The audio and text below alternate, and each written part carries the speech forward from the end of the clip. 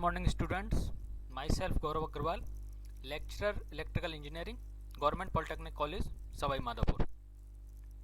आज हम synchronous motor के फेजर डायग्राम को समझने के लिए जो आवश्यक चीज़ें हैं उससे पहले जो समझना ज़रूरी है उनको जानेंगे। जैसा कि हमने पिछले वीडियो में देखा था कि सिंक्रोनस मोटर हमेशा सिंक्रोनस स्पीड ns पे ही रन करती है। इसकी स्पीड कांस्टेंट होती है। अब हम देखते हैं कि इसको जो स्टार्ट करने का प्रोसीजर है उसके लिए हम क्या करते हैं। रोटर को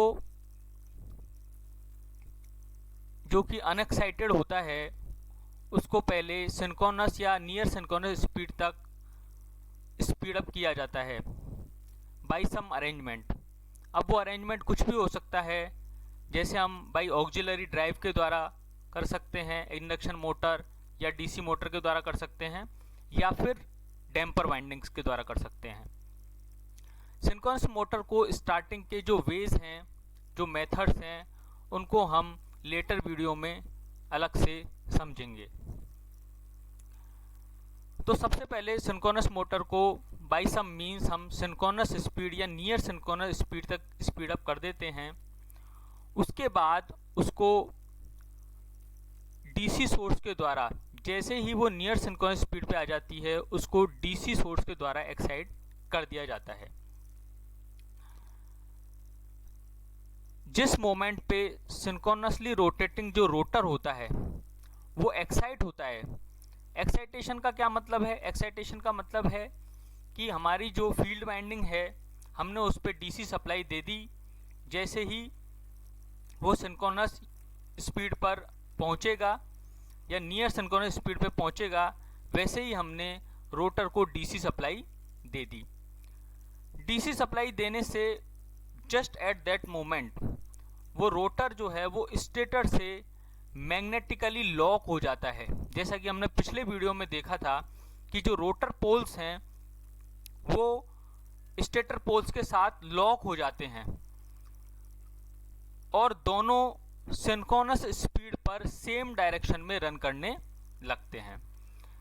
इस तरीके से हम देख सकते हैं कि स्टेटर और रोटर पोल्स की एक तरीके से इंटरलॉकिंग हो जाती है।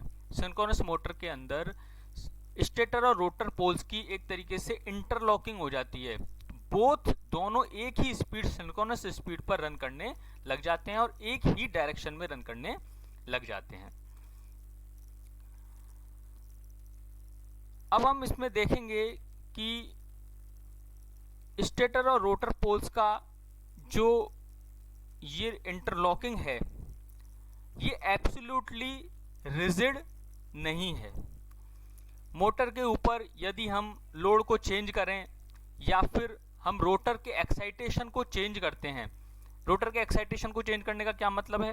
रोटर के एक्साइटेशन को चेंज करने का मतलब है कि हमने जो डीसी फील्ड वाइंडिंग है उस पर हमने डीसी सप्लाई को चेंज किया है, फील्ड करंट की वैल्यू को चेंज किया है। फील्ड करंट की वैल्यू को चेंज करने से एक्साइटेशन की वैल्यू चेंज होती है। एक्साइटेशन की वैल्यू चेंज होने से स्टेटर और रोटर पोल्स के बीच की जो इंटरलॉकिंग है उसके अंदर कुछ एंगल क्रिएट हो सकता है। या फिर दूसरे तरीके से हम मोटर के ऊपर लोड को चेंज करें।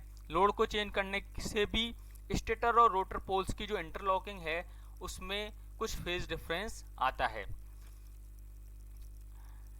As the load on the motor is increased, the rotor progressively tends to fall back in phase। जैसा कि इस डायग्राम 36.4 में दिखाया गया है कि जब मोटर के ऊपर लोड कम है तो स्टेटर पोल्स और रोटर पोल्स के बीच में जो एंगल क्रिएट हो रहा है अल्फा, एंगल क्यों क्रिएट हो रहा है? जैसे जैसे हम मोटर पे लोड इंक्रीज करेंगे तो रोटर की जो स्पीड है उसमें कोई परिवर्तन नहीं आएगा। ये बात बहुत ध्यान रखने वाली है कि जैसे ही मोटर के ऊपर लोड इंक्रीज करेंगे तो मोटर के जो रोटर है उसकी स्पीड में कोई परिवर्तन नहीं आएगा। जैसा हमने सेकेंड ईयर में डीसी मोटर के अंदर देखा था कि कि जैसे ही हम मोटर पे लोड इंक्रीज करते हैं तो मोटर की जो स्पीड है उसमें परिवर्तन आता है। लेकिन इस केस में चूंकि सिंक्रोनस मोटर हमेशा सिंक्रोनस स्पीड पे ही रन करेगी, इसकी स्पीड में कोई परिवर्तन नहीं आएगा। ये बात बहुत ध्यान रखने वाली है। लेकिन परिवर्तन किस में आएगा?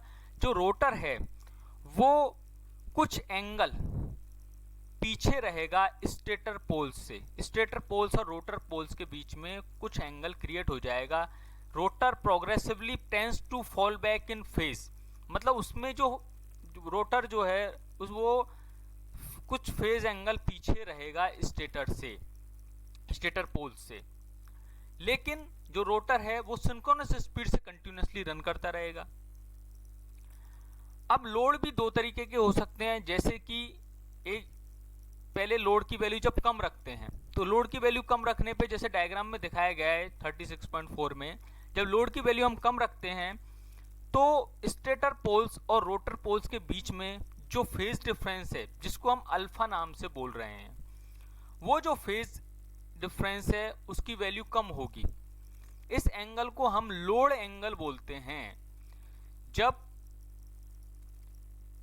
रोटर के ऊपर मोटर के ऊपर लोड की वैल्यू बढ़ाई जाती है, लोड को बढ़ा दिया जाता है, तो जो लोड एंगल है जिसको हम अल्फा भी बोलते हैं या फिर इसको कपलिंग एंगल भी बोलते हैं, ये मोटर के ऊपर कितना लोड है उसके ऊपर डिपेंड करता है। जब मोटर के ऊपर हमने लोड बढ़ा दिया, हैवी लोड कर दिया उस पे, तो ये लोड एंगल की वैल्यू भी इंक्रीज हो जाएगी।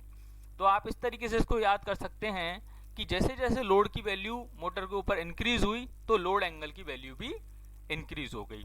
अल्फा लोड एंगल है या फिर कपलिंग एंगल है, या फिर हम इसको कह सकते हैं कि जो अल्फा है वो एंगल है रोटर और स्टेटर फील्ड्स के बीच का।